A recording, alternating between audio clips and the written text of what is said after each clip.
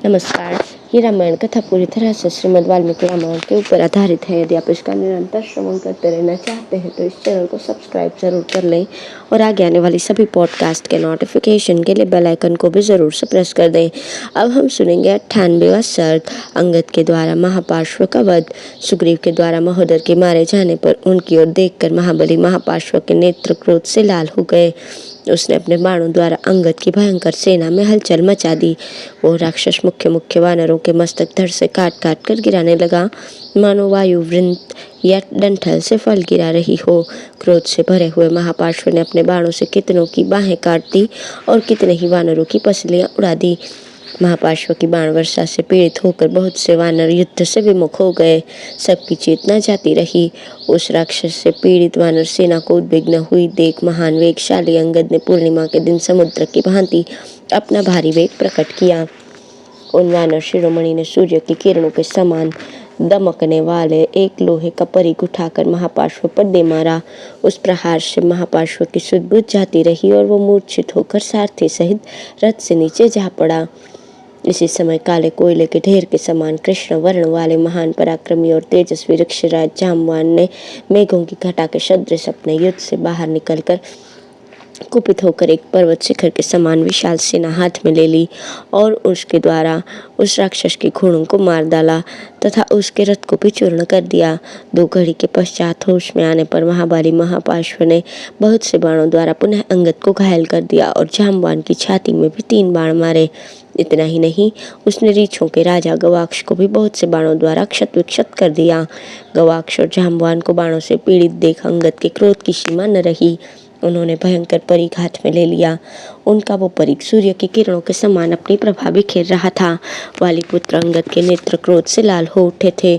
उन्होंने उस लोहमय परिघ को दोनों हाथों से पकड़कर घुमाया और दूर खड़े हुए महापार्श्व के वध के लिए वेगपूर्वक चला दिया। बलवान वीर अंगद के चलाए हुए उस परिघ ने राक्षस महापार्श्व के हाथ से बाण सहित धनुष और मस्तक से टोप गिरा दिए। फिर प्रतापी वाली पुत्र अंगद बड़े वेग से उसके पास जा पहुंचे और कुपित होकर उन्होंने उससे के कुंडल युक्त कान के पास गाल पर एक थप्पड़ मारा। तब महान वेगशाली महातेजस्वी महापार्श्व ने कुपित होकर एक हाथ में बहुत बड़ा फरसा ले लिया। उस फरसे को तेल में डुबोकर साफ किया गया था और वो अच्छे लोहे का बना हुआ एवं सुदृढ़ था। राक्षस महापार्श्व ने अत्यंत कुपित होकर वो फरसा वाली पुत्र अंगद पर दे मारा। उसने अंगद के बाएं कंधे पर बड़े वेग से उस फरसे का प्रहार किया था, परंतु रोष से भरे हुए अंगद ने कतराकर अपने को बचा लिया और उस फरसे को व्यर्थ कर दिया। तत्पश्चात अत्यंत क्रोध से भरे हुए वीर अंगद ने, जो अपने पिता के ही समान पराक्रमी थे, वज्र के समान मुट्ठी बांधी। वे हृदय के मर्म स्थान से परिचित थे, अतः उन्होंने उस राक्षस के स्तनों के निकट छाती में बड़े वेग से मुक्का मारा, जिसका स्पर्श इंद्र के वज्र के समान असह्य था। उनका वह घूसा लगते ही वो महासमर में राक्षस महापार्श्व का हृदय फट गया और वो मरकर पृथ्वी पर गिर पड़ा। उसके मरकर पृथ्वी पर गिर जाने के पश्चात उसकी सेना विक्षुब्ध हो उठी तथा समर भूमि में रावण को भी महान क्रोध हुआ। उस समय हर्ष से भरे हुए वानरों का महान सिंहनाद होने लगा। वो अट्टालिकाओं तथा गोपुरों सहित लंकापुरी को फोड़ता हुआ सा प्रतीत हुआ। अंगद सहित वानरों का वो महानाद इंद्र सहित देवताओं की गंभीर घोष से जान पड़ता था। युद्ध स्थल में देवताओं और वानरों की वो बड़ी भारी गर्जना सुनकर इंद्रद्रोही राक्षस राज रावण पुनः रोषपूर्वक युद्ध के लिए उत्सुक होकर वहां खड़ा हो गया। अब है श्री राम और रावण का युद्ध। महाबली वीर विरूपाक्ष तो मारा ही गया था। महोदर और महापार्श्व भी काल के गाल में डाल दिए गए। यह देख उस महासमर के भीतर रावण के हृदय में महान क्रोध का आवेश हुआ। उसने सारथी को रथ आगे बढ़ाने की आज्ञा दी और इस प्रकार कहा, सूत, मेरे मंत्री मारे गए और लंकापुरी पर चारों ओर से घेरा डाला गया। इसके लिए मुझे बड़ा दुख है। आज राम और लक्ष्मण का वध करके ही मैं अपने इस दुख को दूर करूंगा। रणभूमि में उस राम रूपी वृक्ष को उखाड़ फेंकूंगा जो सीता रूपी फूल के द्वारा फल देने वाले हैं, तथा सुग्रीव, जाम्बवान, कुमुद, नल, द्विविद, मैंद, अंगद, गंधमादन, हनुमान और सुषेण आदि समस्त वानर युद्धपति, जिसकी शाखा प्रशाखाएं हैं। ऐसा कहकर महान अतिरथी वीर रावण अपने हृदय की गड़गड़ाहट से 10 दिशाओं को गूंजाता हुआ बड़ी तेजी के साथ श्री रघुनाथ जी की ओर बढ़ा। रथ की आवाज से नदी, पर्वत और जंगलों सहित वहां की सारी भूमि गूंज उठी। धरती डोलने लगी और वहां के सारे पशु पक्षी भय से थर्रा उठे। उस समय रावण ने तामस नाम वाले अत्यंत भयंकर महाघोर अस्त्र को प्रकट करके समस्त वानरों को भस्म करना आरंभ किया। सब और उनकी लाशें गिरने लगी, उनके पांव उखड़ गए और वे इधर उधर भागने लगे। इससे रणभूमि में बहुत धूल उड़ने लगी। वो तामस अस्त्र साक्षात ब्रह्मा जी का बनाया हुआ था, इसलिए वानर योद्धा उसके वेग को सहन न कर सके। रावण के उत्तम बाणों से आहत होकर वानरों की सैकड़ों सेनाएं तितर बितर हो गईं। यह देखकर भगवान श्री राम युद्ध के लिए उद्यत होकर सुस्थिर भाव से खड़े हो गए। उधर वानर सेना को खदेड़कर राक्षस श्री रावण ने देखा कि किसी से पराजित न होने वाले श्री राम अपने भाई लक्ष्मण के साथ उसी प्रकार खड़े हैं जैसे इंद्र अपने अनुज भगवान उपेंद्र के साथ खड़े होते हैं। वे अपने विशाल धनुष को उठाकर आकाश में रेखा खींचते से प्रतीत होते थे। उनके नेत्र विकसित कमल दल के समान विशाल थे, भुजाएं बड़ी बड़ी थीं और वे शत्रुओं का दमन करने में पूर्णतः समर्थ थे। तदंतर लक्ष्मण सहित खड़े हुए महातेजस्वी महाबली श्री राम ने रणभूमि में वानरों को भागते और रावण को आते देख मन में बड़ा हर्ष अनुभव किया और धनुष के मध्य भाग को दृढ़ता के साथ पकड़ा। उन्होंने अपने महान वेगशाली और महानाद प्रकट करने वाले उत्तम धनुष को इस प्रकार खींचना और उसकी टंकार करना आरंभ किया मानो वे पृथ्वी को विदीर्ण कर देंगे। रावण के बाण समूहों से तथा श्री रामचंद्र जी के धनुष की टंकार से जो भयंकर शब्द प्रकट हुआ, उससे आतंकित होकर सैकड़ों राक्षस तत्काल धराशायी हो गए। उन दोनों राजकुमारों के बाणों के मार्ग में आकर रावण चंद्रमा और सूर्य के समीप स्थित हुए राहु की भांति शोभा पाने लगा। लक्ष्मण अपने पहने बाणों के द्वारा रावण के साथ पहले स्वयं ही युद्ध करना चाहते थे, इसलिए धनुष तान कर वे अग्निशिखा के समान तेजस्वी बाण छोड़ने लगे। धनुर्धर लक्ष्मण के धनुष से छूटते ही उन बाणों को महातेजस्वी रावण ने अपने सहायकों द्वारा आकाश में ही काट गिराया। वो अपने हाथों की फुर्ती दिखाता हुआ लक्ष्मण के एक बाण को एक बाण से, 3 बाणों को 3 बाणों से तथा 10 बाणों को उतने ही बाणों से काट देता था। समर विजयी रावण सुमित्रा कुमार को लांघ कर रणभूमि में दूसरे पर्वत की भांति अविचल भाव से खड़े हुए श्री राम के पास जा पहुंचा। श्री रघुनाथ जी के निकट जाकर क्रोध से लाल आंखें किए राक्षस राज रावण उनके ऊपर बाणों की वृष्टि करने लगा। रावण के धनुष से गिरती हुई उन बाण धाराओं पर दृष्टिपात करके श्री राम ने बड़ी उतावली के साथ शीघ्र ही कई भल्ला हाथ में लिए।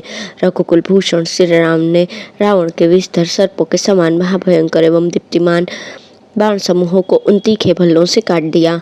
फिर श्री राम ने रावण को और रावण ने श्री राम को अपना लक्ष्य बनाया और दोनों ही शीघ्रता पूर्वक एक दूसरे पर भांति भांति के पैने बाणों की वर्षा करने लगे। वे दोनों चिरकाल तक वहां विचित्र दाएं बाएं पैतरे से विचरते रहे। बाण के वेग से एक दूसरे को घायल करते हुए वे दोनों वीर पराजित नहीं होते थे। एक साथ दूतते और सहायकों की वर्षा करते हुए श्री राम और रावण यमराज और अंतक के समान भयंकर जान पड़ते थे। उनके युद्ध से संपूर्ण प्राणी थर्रा उठे। जैसे वर्षा ऋतु में विद्युत समूहों से व्याप्त मेघों की घटा से आकाश आच्छादित हो जाता है, उसी प्रकार उस समय नाना प्रकार के बाणों से वो ढक गया था। गिद्ध की पांख के सुंदर परों से सुशोभित और तेज धार वाले महान वेगशाली बाणों की अनवरत वर्षा से आकाश ऐसा जान पड़ता था मानो उसमें बहुत से झरोखे लग गए हों। 2 बड़े बड़े मेघों की भांति उठे हुए श्री राम और रावण ने सूर्य के अस्त और उदित होने पर भी बाणों का गहन अंधकार से आकाश को ढक रखा था।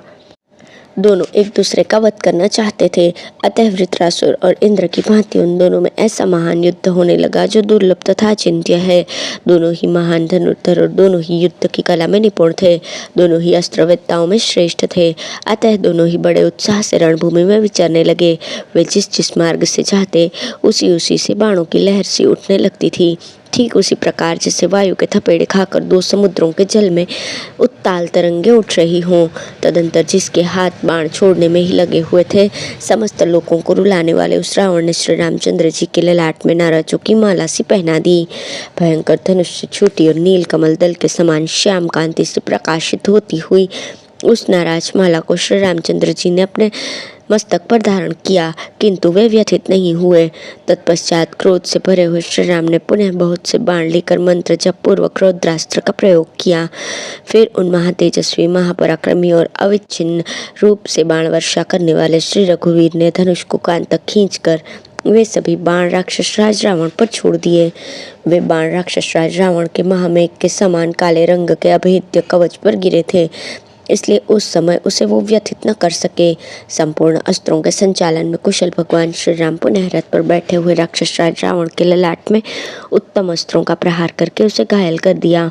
श्री राम के वे उत्तम बाण रावण को घायल करके उसके निवारण करने पर फुफकारते हुए 5 सर वाले सर्पों के समान धरती में समा गए। श्री रघुनाथ जी के अस्त्र का निवारण करके क्रोध से मूर्छित हुए रावण ने आसुर नामक दूसरा महाभयंकर अस्त्र प्रकट किया। उससे सिंह, बाघ, कंक, चक्रवाक, गिद्धबाज, शियार, भेड़िए, गधे, सुअर, कुत्ते, मुर्गे, मगर और जहरीले सर्पों के समान मुख वाले बाणों की वृष्टि होने लगी। वे बाण मुख फैलाए जबड़े चाटते हुए 5 मुख वाले भयंकर सर्पों के समान जान पड़ते थे। फुफकारते हुए सर्प की भांति कुपित हुए महातेजस्वी रावण ने इनका तथा अन्य प्रकार के तीखे बाणों का भी श्री राम के ऊपर प्रयोग किया। उस आसुरास्त्र से आवृत हुए अग्नितुल्य तेजस्वी महान उत्साही रघुकुल तिलक श्री राम ने आग्नेयास्त्र का प्रयोग किया। उसके द्वारा उन्होंने अग्नि, सूर्य, चंद्र, अर्धचंद्र, धूमकेतु, ग्रह, नक्षत्र, उल्का तथा बिजली की प्रभा के समान प्रज्वलित मुख वाले नाना प्रकार के बाण प्रकट किए। श्री रघुनाथ जी के आग्नेयास्त्र से आहत होकर रावण के वे भयंकर बाण आकाश में ही विलीन हो गए। तथापि उनके द्वारा सहस्त्रों वानर मारे गए थे। अनायास ही महान कर्म करने वाले श्री राम ने उस आसुरास्त्र को नष्ट कर दिया। यह देखकर इच्छानुसार रूप धारण करने वाले सुग्रीव आदि सभी वीर वानर श्री राम को चारों ओर से घेर कर हर्षनाद करने लगे। दशरथ नंदन महात्मा श्री राम रावण के हाथों से छूटे हुए उस आसुरास्त्र का बलपूर्वक विनाश करके बड़े प्रसन्न हुए और वानर युद्धपति आनंदमग्न होकर उच्च स्वर से सिंहनाद करने लगे। इस प्रकार श्री वाल्मीकि निर्मित आर्ष रामायण आदि काव्य के युद्ध कांड में 99वां सर्ग पूर्ण हुआ। धन्यवाद।